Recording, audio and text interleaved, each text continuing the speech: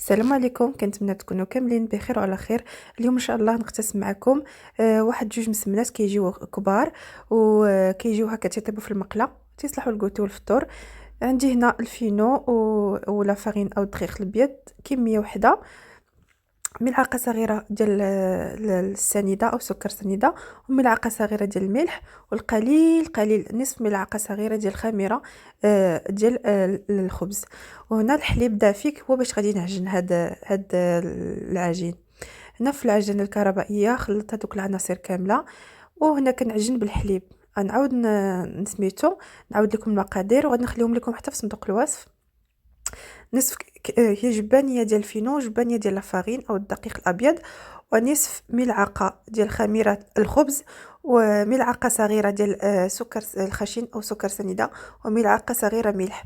وهنا رابعة أو على حسب الدقيق ديالكم ديال الحليب الدافي. الحليب يكون دافي هو باش غادي نعجن هاد العجين، ضروري يكون الحليب دافي ما يكونش بارد باش ما تجيكمش العجينه قاصحه. غنخليها تدلك ليا حتى تدلك مزيان، وهنا راه تدلكات لي مزيان. غادي نستعمل بشويه زيت المائده، وعندنا كما كتشوفوا كتبان لكم الزبده وشويه ديال الدقيق الابيض. كندهن يدي وكنقطع الى كويرات صغيره. كاع ديك العجينه نعطيها واحد نعطيهم واحد الحجم متساوي، يخرجوا لي واحد الكويرات هكا 10 الكويرات اللي غتخرج لي هاد الكميه اللي عندي. علما انني غادي ندير كل مسمنه فيها 5 ديال الكويرات.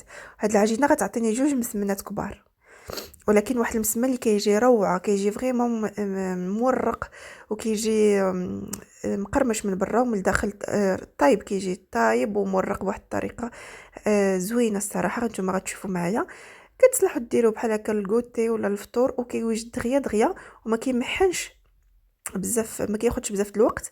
اي كصافي كديري جوجات وكطيبي بحال طيبتي غير جوج مسمنات وصافي. وهنا راه عندك 10 د المسمنات وكطيبي غير جوج، بحال كطيبي غير جوجات كبار، وكيجي مرق وزوين بزاف بزاف. تابعوا معايا الطريقه وغادي تشوفوا كيفاش كندير له. كما كتشوفوا كنحاول نعطيهم حجم بيضه لكل كويره. عندي غادي يخرجوا لي 10 ديال الكويرات من حجم بيضه، وكل مسمنه كما قلت لكم غتكون فيها 5 كويرات. من بعد ما كورتهم كما كتشوفوا كنهز شويه زيت المائده وكندهنهم ضروري من الفوق باش ما كتقشروش ليا، باش ما كتجيش ديك العجينه متقشره وكتجي رطبه فاش كنبغي نسرحوها. تندوز ليهم كاملين على السطح ديالهم زيت المائده، وغادي نهز واحد لو فيلم ترانسبارون ولا اليمونتير، واحد الفيلم شفاف هكا البلاستيك الغذائي، وكان نغطيهم بهذاك البلاستيك الغذائي باش كيساعدهم يطلقوا ليا بسرعه. نخليهم غير واحد 10 دقائق يرتاحوا ونكملوا لهم الخدمه ديالهم او التشكيله ديالهم كما غتشوفوا. من بعد 10 ديال الدقائق هنا راه درت المقله كتسخن، ولكن نقصت عليها العافيه، وغادي نبدا نشكل هاد المسمنات ديالنا. كنهز الاولى كندير شويه زيت المائده على سطح العمل، كنسرحها تكون رقيقه بزاف، ما كتقطعش صراحه العجينه حقاش مخدومه مزيان مزيان. صافي كنستعمل بشويه ديال زيت المائده باش تجيني سهله باش نسرحها.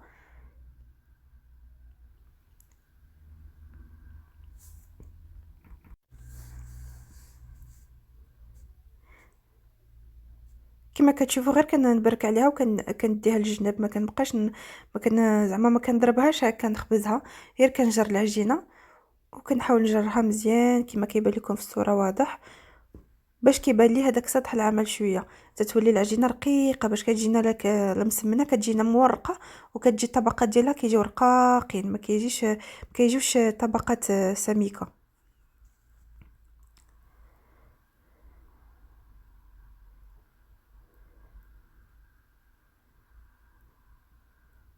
وهنا عندنا شويه ديال الزبده، وغادي ندهن على الخبزه الاولى او على الكريسه الاولى، ندهنها مزيان مزيان، وضروري نبقى نرش بشويه ديال الزيت اوسي حتى هي الخلطه مع الزبده. هنا كنرش بشويه ديال الطحين لا فارين او الدقيق الابيض، وغادي نشكلها على شكل مربع، على شكل مسمن عادي. والعجينه كما كتبان لكم راه رقيقه ومخدومه مزيان مدلوكه مزيان مزيان. كنديرها على شكل مربع كما شفتوا، وغادي نحطها على جنب. وغادي نستعن بزيت المائدة باش نسرح الثانية.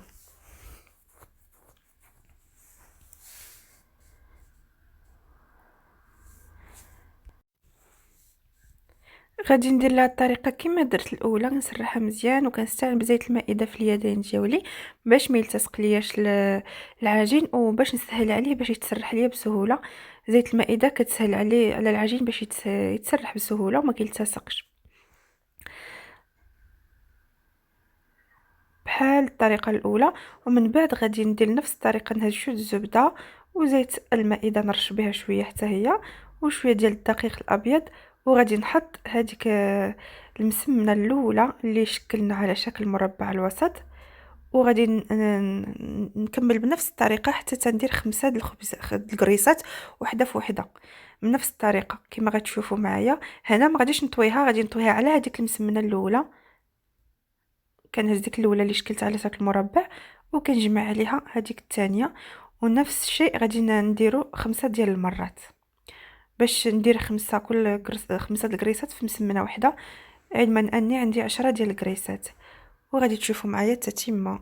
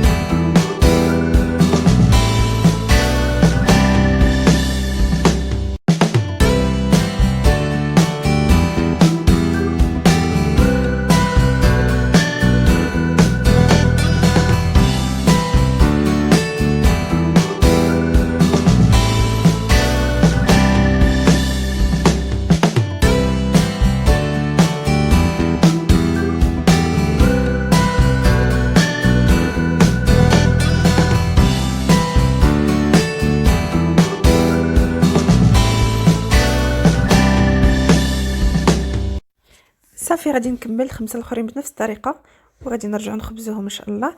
هنا هما كملتهم، عطاوني جوجات كما قلت لكم، جوجات كبار، وكنستعن دائما بزيت المائده على سطح العمل وكنخبزهم. والمقله كما قلت لكم راه ديجا سخنات، ولكن العافيه تكون مهيله باش ما كيتحرق ليناش من الفوق وما كيطيب ليناش من الداخل.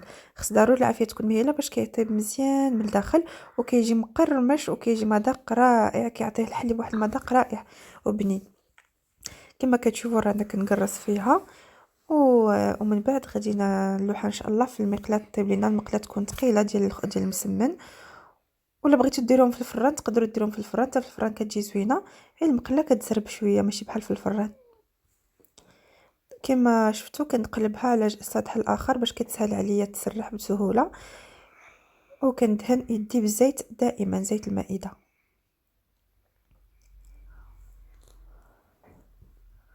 وهنا تنرققها باش تجي رقيقه. خص تكون عندكم شي مقله تكون كبيره صراحه بحال ديالي. الا كانت مقله صغيره غادي تكتفيو غير بثلاثه الكريسات اللي غديروا وحده فوحده 3 المرات وصافي.